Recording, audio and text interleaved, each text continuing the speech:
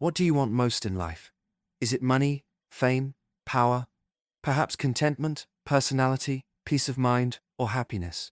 For centuries, people have searched for the secret to achieving these desires, often believing that riches and success come only through hard work and luck.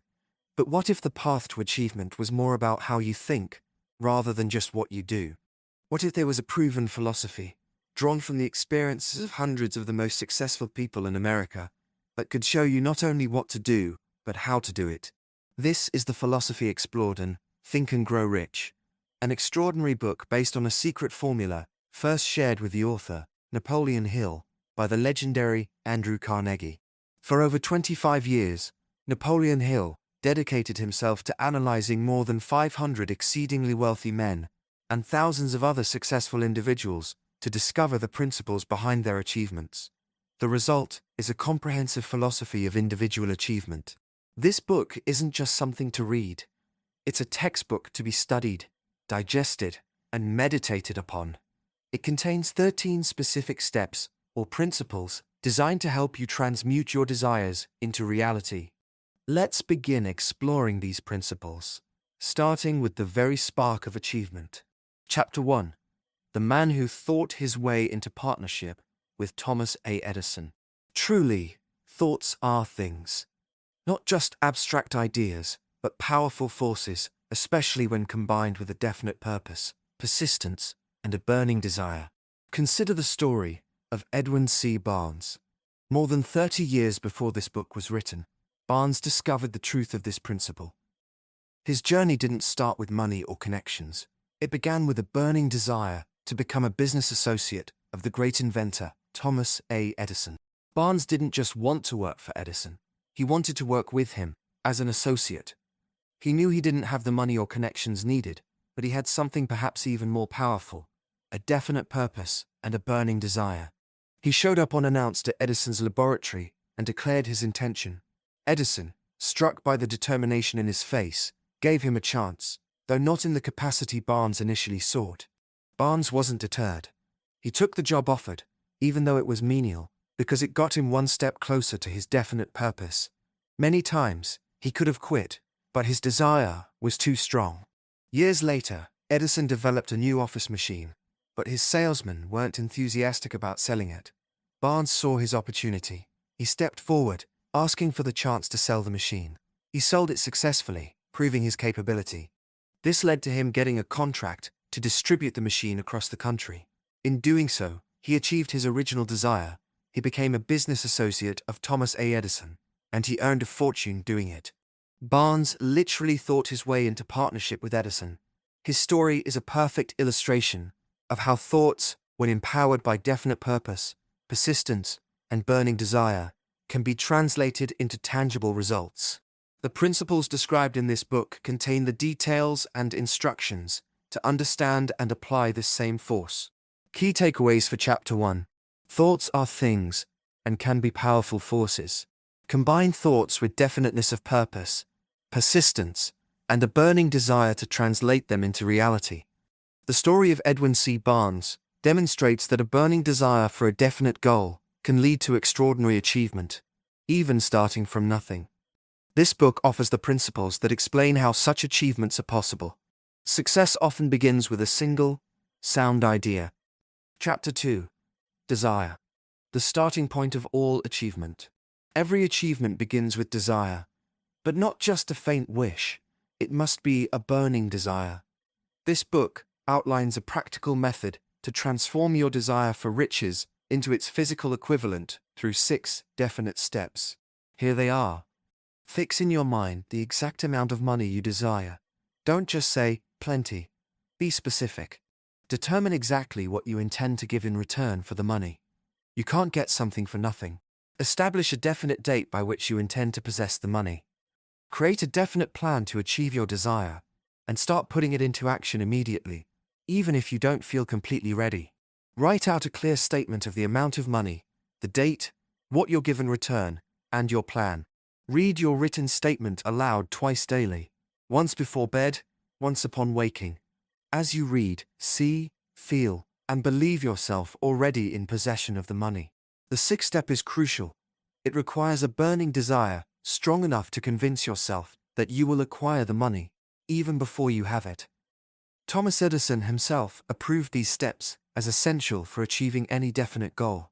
They don't require hard labor or special education, but they do require enough imagination to understand that accumulation isn't left to chance. Consider the story of the author's son, Blair, who was born without normal hearing. Doctors held little hope, but his parents refused to accept this limitation. The author planted a burning desire to hear in his son's mind. He mixed this desire with his own faith and communicated it persistently through stories and simple techniques, like speaking close to the mastoid bone.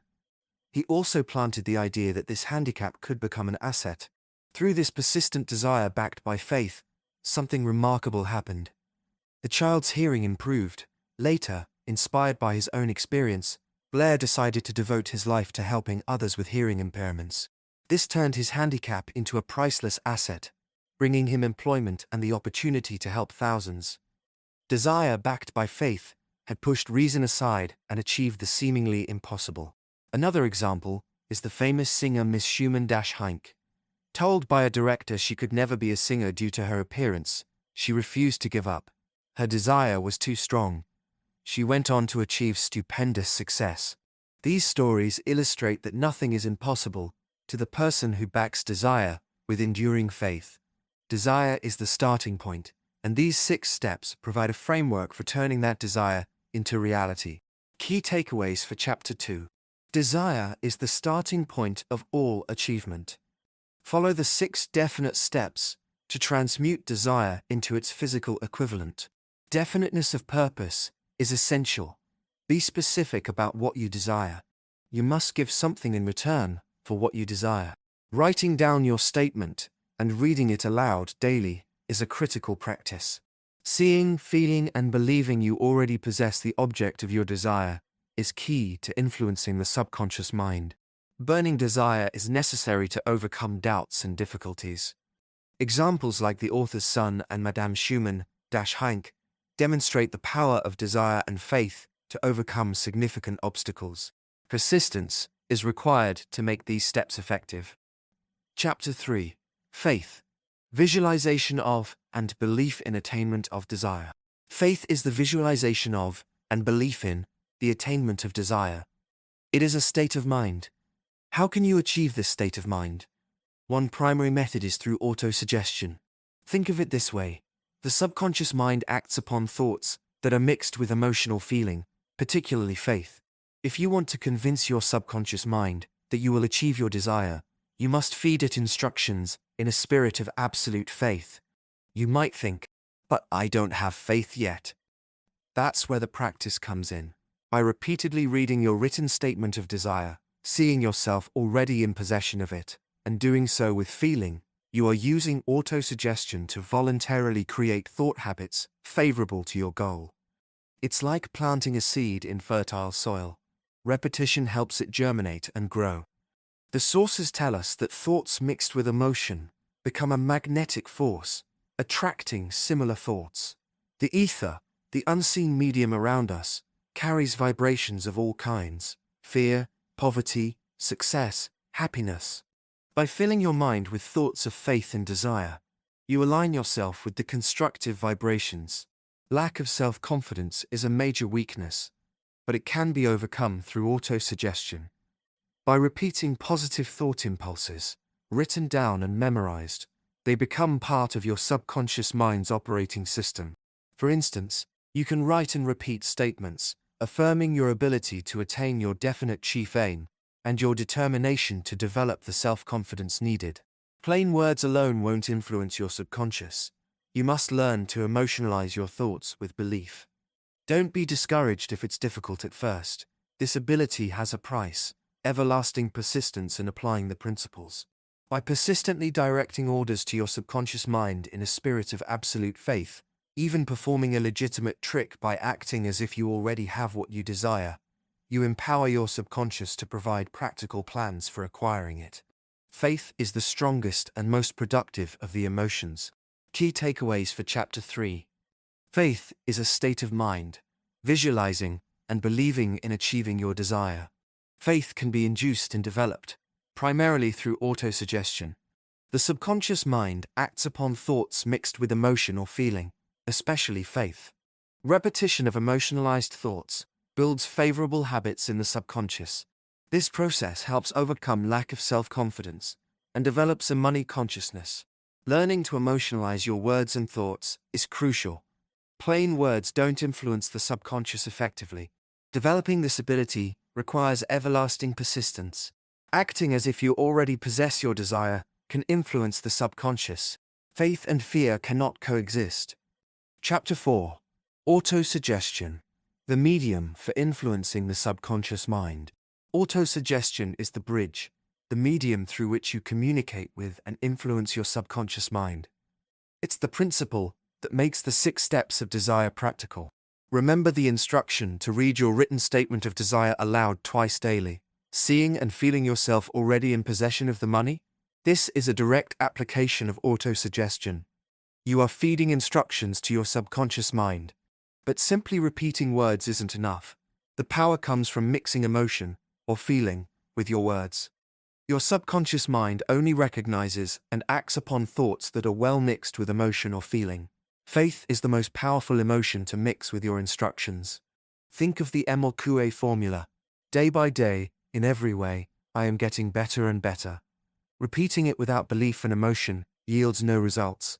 The key is the feeling behind the words. Achieving the ability to influence your subconscious requires persistence. It's not a trick. You must pay the price in effort. Success depends largely on your ability to concentrate on your desire until it becomes a burning obsession. The subconscious mind will take orders given in a spirit of absolute faith and act upon them, though sometimes through repetition. You can, in essence, strategically influence your subconscious by making it believe, through your own belief, that the money you visualize is already awaiting you.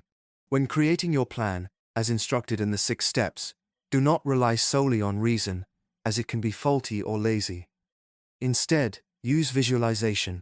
When you picture the money, also see yourself rendering the service or delivering the merchandise you intend to give in return. This chapter is crucial, representing the keystone to this philosophy. The performance of transmuting desire into money involves using autosuggestion to reach and influence the subconscious mind. The other principles act as tools to apply autosuggestion. Approach these instructions with the faith of a child. Your initial skepticism is normal, but persistence will turn it into belief and eventually absolute faith. When you reach that point, you gain mastery over your earthly fate, particularly your financial status, because you can influence your subconscious mind and gain the cooperation of infinite intelligence. Key takeaways for Chapter 4. Autosuggestion is the primary tool to influence your subconscious mind. It makes the 6 steps of desire practical by directing your purpose to the subconscious. The subconscious mind responds only to thoughts and words charged with emotion or feeling, especially faith. Simple repetition without emotion is ineffective. The ability to control your emotions and influence the subconscious requires persistent practice. Concentrating on your desire until it becomes an obsession is vital for effective autosuggestion. Visualize yourself giving value, service, or merchandise in return for the money you desire. This principle is the keystone for transmuting desire into money. Through autosuggestion, you can gain the cooperation of infinite intelligence. Chapter 5. Specialized knowledge, personal experiences, or observations. Knowledge is often mistakenly equated with power, but this isn't quite right. Knowledge is only potential power. It becomes power only when it's organized into definite plans of action and directed towards a definite end, such as the accumulation of money. This is a critical missing link in traditional education. Schools teach knowledge, but often fail to teach students how to organize and use it. Consider the story of Henry Ford during a courtroom trial. Lawyers tried to stump him with questions about history, implying he was ignorant. Ford's brilliant reply was, in essence, "Why should I clutter my mind with general knowledge when I can push a button and summon men who have all the specialized knowledge I need?" He knew where to get knowledge and how to organize it through his mastermind group. This demonstrated true education, knowing where to get knowledge when needed and how to apply it. Successful people in all fields never stop acquiring specialized knowledge related to their goals. The period of learning doesn't end with school. Schooling merely teaches how to acquire practical knowledge. Specialized knowledge is abundant and relatively easy to acquire. What's more rare and valuable are ideas. The capability needed to succeed involves imagination, the quality that combines specialized knowledge with ideas into organized plans. The chapter provides practical guidance on marketing personal services, emphasizing that practically all great fortunes started from compensation for personal services or the sale of ideas. If you have no property, your ideas and services are what you offer in return for riches. Selling your services effectively requires intelligent planning.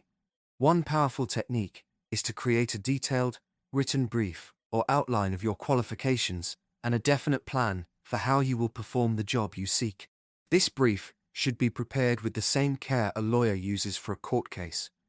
It demonstrates your knowledge of the business and your imagination. Just as merchants hire experts to advertise their goods, you should present your personal services professionally.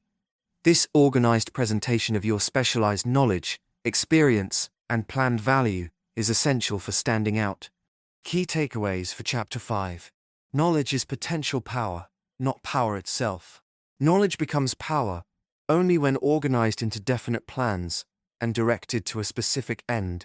Knowing where to get knowledge and how to use it is the mark of an educated person, as demonstrated by Henry Ford. Successful people continuously acquire specialized knowledge relevant to their aims. Imagination is needed to combine specialized knowledge with ideas into organized plans. Organized planning is essential for marketing personal services effectively. Creating a detailed, written brief showcasing your qualifications, experience, and a plan for the job demonstrates your value. Ideas are highly valuable, often growing out of specialized knowledge and imagination. Presenting your services professionally, like a lawyer's brief or a merchant's advertisement, is crucial. Chapter 6. Imagination. The workshop of the mind. Imagination is the workshop of the mind, where desires are shaped into plans. It's the faculty that turns intangible impulses into concrete form. There are two forms of imagination: synthetic and creative. The synthetic imagination arranges old concepts and ideas into new combinations. This is often used in organizing practical plans. The creative imagination works automatically and receives ideas or inspirations. This faculty functions best when the mind is vibrating at a high rate, stimulated by strong emotion, like desire. It becomes sharper with use, just like a muscle. Great leaders, artists, and writers develop their creative imagination. Circumstances may require you to use both forms of imagination. The process of transforming desire into money often primarily uses the synthetic imagination to build plans, but creative imagination might be needed for unexpected situations. One powerful example of imagination at work is the creation of Coca-Cola. What started as a single idea and a secret formula mixed in an old brass kettle grew into a vast, world-famous empire. The mysterious ingredient, the drug clerk, Asa Clandler, mixed with the formula, was imagination. This empire was built using the principles described in this book, proving that any sound idea, backed by these methods, has the potential for stupendous success. Another compelling story is that of Dr. Frank Gunsaulus. He had a powerful desire and a definite plan to build a great educational institution, but he lacked the $1 million needed. Instead of giving up, he used his imagination and definite purpose. He announced he would preach a sermon titled, "What I Would Do If I Had $1 Million." He poured his heart and soul into describing his plan. After the sermon, a man in the audience, Philip D. Armour, was so moved and convinced that he offered Dr. Gunsaulus the $1 million he needed. This was not luck. It was an idea, backed by definite purpose and plan, manifesting into reality. These stories show that ideas can be transmuted into cash through the power of definite purpose, plus definite plans. Riches, when they come in huge amounts, are not just from hard work, but from applying definite principles based on ideas. Master salesmen know they can sell ideas where merchandise fails. Even a simple idea, like changing a book title, can yield huge results. The moving picture and radio industries created millionaires for those who had the imagination to recognize and utilize ideas. Radio, in particular, needs new ideas to convert listeners into buyers. Those who can provide valuable, planned programs will find great opportunity. Andrew Carnegie, though he knew little about steelmaking, became rich by using two principles in this book. He surrounded himself with a mastermind group of men who created and implemented ideas. Every great fortune often starts with the collaboration between a creator of ideas and a seller of ideas. Key takeaways for Chapter 6. Imagination is the workshop of the mind, where plans are created from desires. There are two forms: synthetic, arranging old ideas, and creative, receiving new ideas, inspirations. Creative imagination is stimulated by strong desire and develops with use. The story of Coca-Cola illustrates how a single idea, combined with imagination, can lead to vast wealth. The story of Dr. Gonzalez shows how a definite idea and plan, expressed with burning desire, attracted the necessary funds.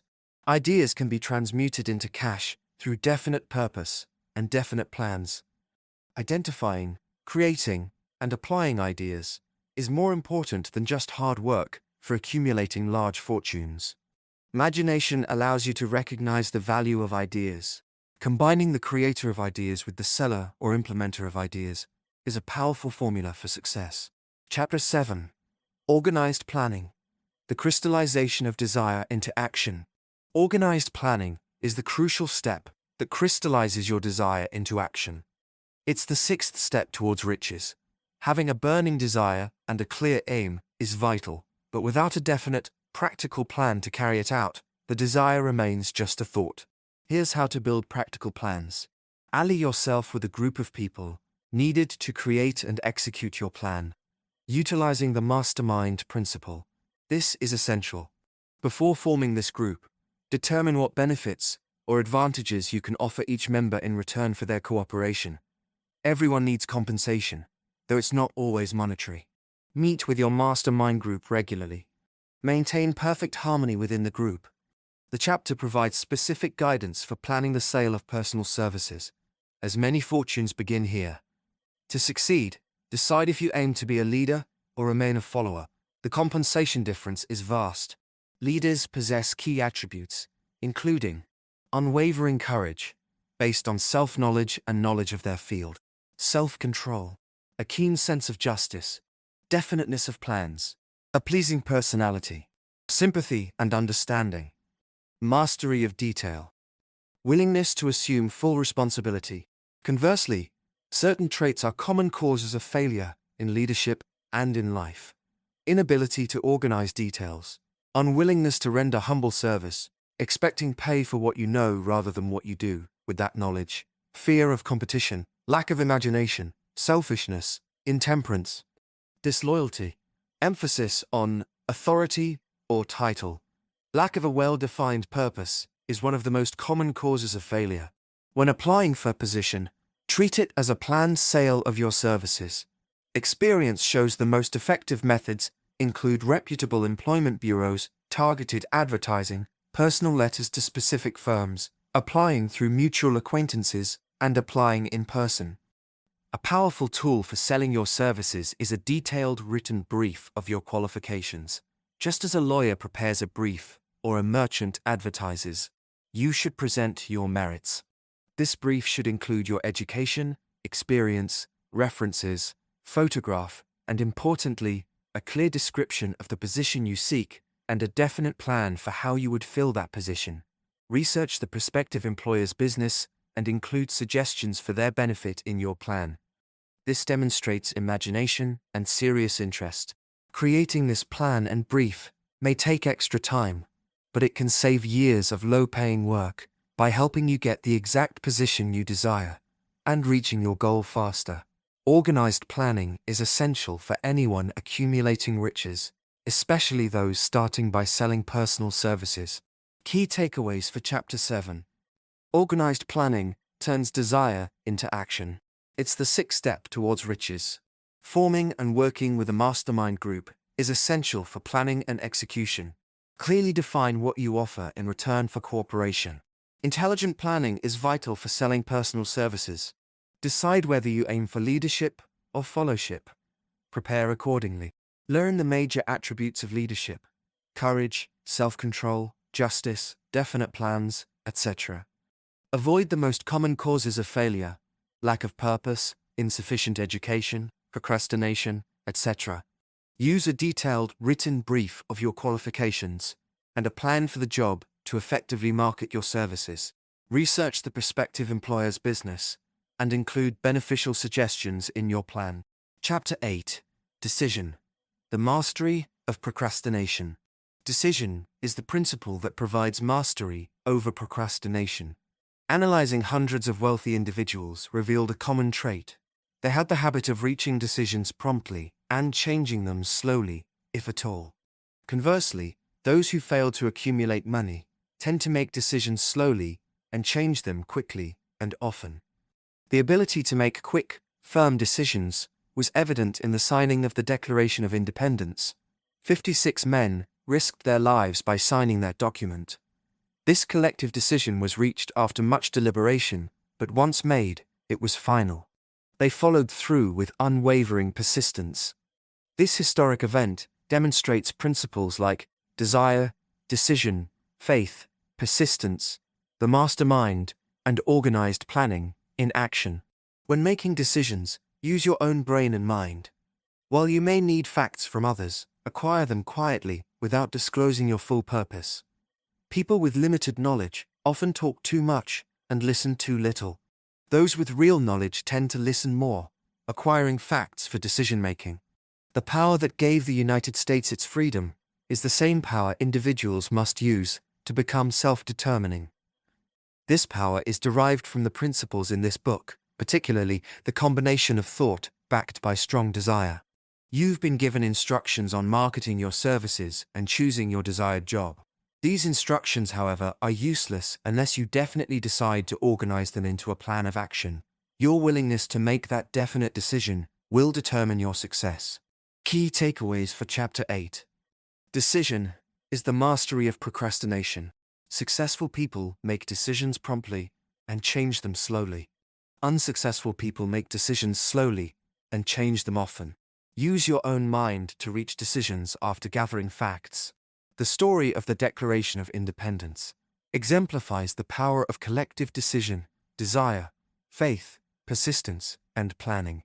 Instructions and knowledge are only valuable if you definitely decide to organize them into action. Chapter 9. Persistence. The sustained effort necessary to induce faith. Persistence is absolutely essential for turning desire into its monetary equivalent. It's the 8th step towards riches and is built on the power of will. Your application of the 6 steps of desire will be your first test of persistence. Many people will read the instructions but fail to follow them, simply because they lack persistence. This is a common weakness, but it can be overcome with effort. The ease with which you conquer a lack of persistence depends entirely on the intensity of your desire. Weak desires bring weak results. If you find yourself lacking persistence, it's a sign that your desire isn't strong enough. You need to build a stronger fire under your desires. Fortunes are attracted to minds that are prepared for them. This philosophy provides the tools to attune your mind to attract what you desire. If you struggle with persistence, focus on the principle of power, covered in Chapter 10, and surround yourself with a mastermind group. Their cooperative efforts can help you develop persistence. Additional help can be found in the chapters on autosuggestion and the subconscious mind. Keep applying the instructions until your habit nature clearly impresses the object of your desire onto your subconscious. At that point, lack of persistence will no longer be a handicap. There are 4 simple steps to developing the habit of persistence. Definite purpose, backed by burning desire. A definite plan, expressed in continuous action. A mind closed tightly against all negative and discouraging influences, including friends and relatives. A friendly alliance with one or more persons who will encourage you, your mastermind. These 4 steps are fundamental to success and enable you to control your economic destiny. They are the path to freedom, independence of thought, and riches. Key takeaways for Chapter 9. Persistence is essential for transmuting desire into money. It is built on the power of will. Lack of persistence is a major cause of failure. The intensity of your desire directly impacts how easily you can develop persistence. Strengthen your desire if you lack persistence. A mastermind group can help you develop persistence. The 4 steps to developing persistence are: definite purpose with burning desire, definite plan in continuous action, closed mind to negativity, and a supportive alliance, mastermind. These steps help you control your economic destiny. Chapter 10. Power of the Mastermind, the driving force. The mastermind is defined as the coordination of knowledge and effort, in a spirit of harmony, between 2 or more people, for the attainment of a definite purpose. It is the driving force that gives power to your plans. No individual can achieve great power without availing themselves of the mastermind. As mentioned in the planning chapter, forming this group is crucial for creating and carrying out your plans for accumulating money. When you choose your mastermind group wisely and work with them persistently and intelligently, your objective is already halfway within reach. Knowledge itself is only potential power. To convert knowledge into power, you must organize it into definite plans and put those plans into action. For plans of any significant size, you generally need the cooperation of others to inject the necessary element of power. The Mastermind Alliance provides this cooperative power. Key takeaways for Chapter 10. The mastermind is the coordination of knowledge and effort in harmony for a definite purpose. It is a driving force that adds power to your plans. Achieving great power requires a mastermind alliance. Working with your mastermind group with persistence and intelligence accelerates achieving your objective. Knowledge becomes power through organized plans and action, often requiring the cooperation found in a mastermind group. Chapter 11. The Mystery of Sex. Transmutation. This chapter discusses the principle of transmutation, particularly the transmutation of sex energy.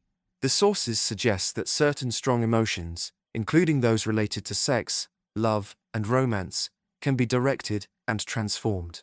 The presence of destructive emotions can create mental poison, affecting judgment and even reason. The path to developing genius involves cultivating, controlling, and directing emotions, particularly sex, love, and romance. The mind is influenced by the thoughts it is fed. Through willpower, you can encourage positive emotions and discourage negative ones. Control of the mind comes through persistence and habit. The secret lies in understanding transmutation. When a negative emotion arises, you can transmute it into a positive one by simply changing your thoughts. The public speaker, orator, preacher, lawyer, or salesman who lacks sex energy is often ineffective in influencing others. People are often influenced by an appeal to their emotions. Master salesmen, consciously or unconsciously, transmute sex energy into sales enthusiasm. This illustrates the practical application of sex transmutation.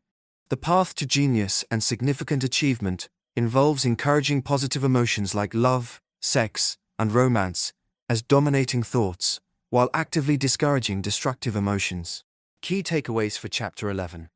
The chapter discusses the principle of transmutation, focusing on sex energy, cultivating, controlling, and directing emotions, especially sex, love, and romance, contributes to developing genius. Destructive emotions can harm judgment and reason. Negative emotions can be transmuted into positive ones by changing thoughts. Control of the mind through willpower requires persistence and habit. Sex energy, when transmuted, can manifest as enthusiasm, which is powerful in influencing others, like in sales. Chapter 12. The Subconscious Mind. The Connecting Link. The subconscious mind is described as a field of consciousness that classifies and records every thought impulse received through your senses. It's like a filing cabinet for thoughts. Importantly, you can voluntarily plant plans, thoughts, or purposes in your subconscious mind that you wish to see turned into reality. The subconscious mind acts first and foremost on your dominating desires, especially when they are mixed with emotional feeling, like faith. This principle reinforces the importance of the 6 steps from Chapter 2, where you are instructed to write and repeat your definite purpose for money. It also links to planning and autosuggestion. The subconscious mind works day and night. Through a process unknown to us, it draws upon the forces of infinite intelligence to turn your desires into their physical equivalent. using the most practical means available. While you can't entirely control your subconscious, you can consciously hand over your desires and plans to it. It is seen as the connecting link between your finite mind and infinite intelligence. It's the means through which you can access higher forms of knowledge, and the medium through which prayer may be transmitted to the source that answers it. To effectively communicate with your subconscious, you must understand its language, which is the language of emotion or feeling. Plain, unemotional thoughts have little effect. Think of emotion as the action element that transforms thought from passive to active. The sources list 7 major positive emotions you should cultivate: desire, faith, love, sex, enthusiasm, romance, and hope. Master these through use, and others will follow. The goal is to fill your mind with these positive emotions to develop a money consciousness. A single negative emotion in your conscious mind can hinder the subconscious. Most people pray only when all else fails, with minds full of fear and doubt. The subconscious mind picks up and acts upon these emotions, transmitting fear to infinite intelligence, not faith. Empty words from a prayer book are ineffective. Communication with infinite intelligence is compared to radio. Your thoughts must be stepped up or transformed, which is where faith comes in. Faith is the only known agency that gives your thoughts a spiritual nature. Faith and fear make poor bedfellows. Where one is, the other cannot exist. Mastering Autosuggestion, Chapter 4. And faith allows you to voluntarily direct your subconscious mind, but this comes through habit and persistence. Key takeaways for Chapter 12. The subconscious mind records and classifies thought impulses. You can voluntarily impress desires, plans, and purposes upon it. The subconscious acts most readily on desires mixed with emotion, especially faith. It is the connecting link between the finite mind and infinite intelligence. The subconscious works day and night to translate desires into reality, drawing power from infinite intelligence. To influence the subconscious, you must communicate using the language of emotion or feeling. Cultivate the 7 major positive emotions: desire, faith, love, sex, enthusiasm, romance, hope, and avoid negative ones. Faith is essential for prayer or communication with infinite intelligence, giving thoughts a spiritual nature. Fear and doubt transmit negative energy and hinder positive results. Directing the subconscious requires habit, faith, and persistence. Chapter 13. The Brain, a broadcasting and receiving station for thought. Think of the human brain as both a broadcasting and receiving station for the vibration of thought. Based on observations with Dr. Alexander Graham Bell and Dr. Elmer R. Gates, the author suggests that brains can pick up thought vibrations released by other brains through the medium of the ether. This is likened to the radio broadcasting principle. The creative imagination, discussed in Chapter 6, serves as the receiving set of the brain. It receives thoughts from outside sources. When the mind is stimulated to a high rate of vibration, through either positive or negative emotions, it becomes more receptive to these thought vibrations from the ether. The subconscious mind, Chapter 12, can be seen as the sending station of the brain, broadcasting thought vibrations. Autosuggestion, Chapter 4, is the medium you use to operate this mental broadcasting station. The entire operation of your mental broadcasting system involves 3 key principles: the subconscious mind, sending station, creative imagination, receiving set, and autosuggestion, operator. The process is initiated by desire. The sheer complexity of the brain suggests it's capable of more than just physical functions. It likely provides means of communication with other intangible forces. Research, such as that by Dr. Ryan at Duke University on extrasensory perception, supports the idea that the mind responds to non-physical stimuli. The author's own experiments, stimulating minds in a group setting, also suggest a blending of minds and access to unknown sources. The source mentions that accurate knowledge can be received through means other than the physical senses. This often occurs when the mind is under extraordinary stimulation, such as during an emergency. Key takeaways for Chapter 13. The human brain functions like a broadcasting and receiving station for thought. It can pick up thought vibrations from other brains via the ether. The creative imagination is the brain's receiving set for thoughts from outside sources. The subconscious mind is the brain's sending station for broadcasting thought vibrations. Autosuggestion is the medium for operating this mental broadcasting system. The process starts with desire and involves the subconscious mind, creative imagination, and autosuggestion. The mind's receptivity is increased when vibrating at a high rate, often through emotion. The brain's complexity suggests potential communication with intangible forces. Research and experience suggest the mind can receive accurate knowledge from sources other than physical senses, especially under stimulation. Chapter 14. The Sixth Sense. The Door to the Temple of Wisdom. The sixth sense is the faculty through which the conscious mind can connect with infinite intelligence. It is the door to the Temple of Wisdom. This principle is less about accumulating money and more about gaining understanding of self, others, nature's laws, and happiness. The sixth sense operates through the creative imagination. It's the source of those sudden insights or hunches. Great artists, writers, musicians, and orators often rely on this inner voice or hunches. Developing the sixth sense means the mind is stimulated to vibrate on a higher than average plane, often through emotion or stimulants. When Edison worked on inventions like the incandescent light or the talking machine, he used his synthetic imagination for countless combinations. But the final breakthrough often came when he tuned in through his creative faculty, receiving the answer as a flash. Similarly, Lincoln achieved greatness through discovering and using his creative imagination, stimulated by love. With the development of the sixth sense comes a sense of a guardian angel that warns of danger and notifies of opportunities. The author describes practicing with invisible counselors, imaginary figures representing great minds, as a way to stimulate this faculty and access knowledge. While the meetings were imaginary, they led to creative endeavor and expression of thought.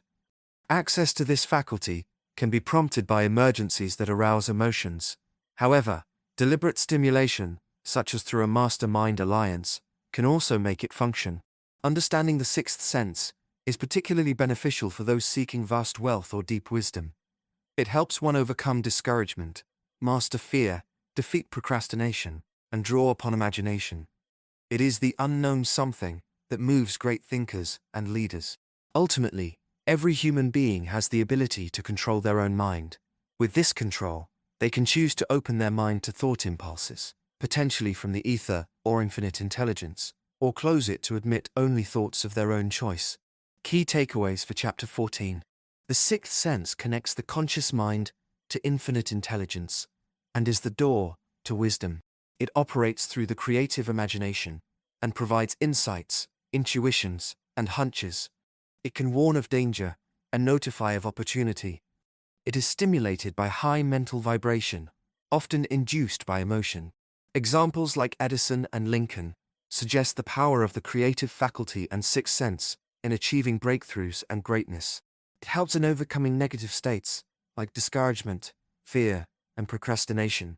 While not essential for basic money accumulation, it is key for deeper understanding and wisdom beyond material wealth. Controlling your mind allows you to choose which thought impulses to receive. Chapter 15. How to outwit the 6 ghosts of fear. Fear is a powerful obstacle to achievement. The recent economic depression paralyzed millions with the fear of poverty. This fear impacts not just finances, but also spirit and self-confidence. Fear vibrations pass between minds just like radio signals. Mental telepathy is real, and thoughts, whether spoken or not, can be transmitted.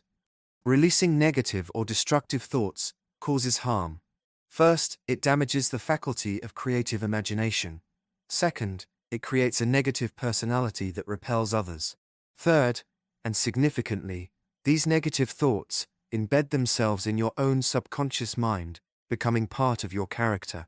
Beyond the specific fears, there is a deeply rooted evil that fosters failure, susceptibility to negative influences. Successful people protect themselves against this. Those who fail often do not. This weakness is common, often unrecognized, and if not corrected, becomes a damaging habit. Leaving your mind open to the negative influence of others is a major weakness. You must actively protect your mind. Another form of failure lies in relying on alibis instead of accurate thinking.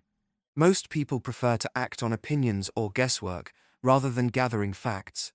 While some alibis may seem clever or even justified, they cannot be exchanged for money or success. The world cares whether you have achieved success, not your reasons for failing. The philosophy in this book makes all alibis obsolete. By applying these principles, you gain the tools to overcome fear, resist negative influences, think accurately, and achieve your goals. Key takeaways for Chapter 15. Fear, especially of poverty, is a significant obstacle to success. Fear and negative thoughts are contagious and pass between minds. Releasing negative thoughts damages your creative imagination, creates a negative personality, and embeds negativity in your subconscious mind. Susceptibility to negative influences is a major evil that leads to failure. Successful people actively protect their minds from negative influences. Relying on alibis or guesswork instead of accurate thinking based on facts is a common cause of failure. The principles in this book provide the means to outwit fear and overcome negative influences and alibis.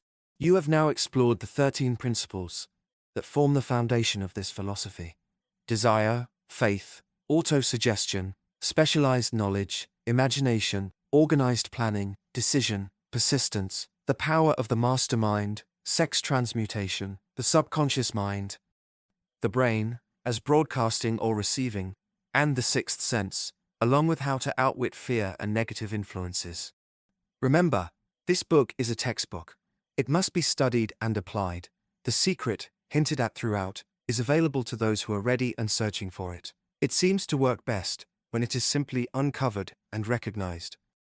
You may have already caught a glimpse of it. It might have come as a single idea, a plan, a purpose, or even a lesson from past failures. The message is clear and unwavering. All achievement, all earned riches, have their beginning in an idea. If you are ready for the secret, you already possess half of it. You will recognize the other half the moment it reaches your mind. As you apply these principles, particularly mixing your thoughts with definiteness of purpose, persistence, and a burning desire for translation into riches or other material objects, you will discover the profound truth. Thoughts are things, and you have the power to shape them into the reality you desire.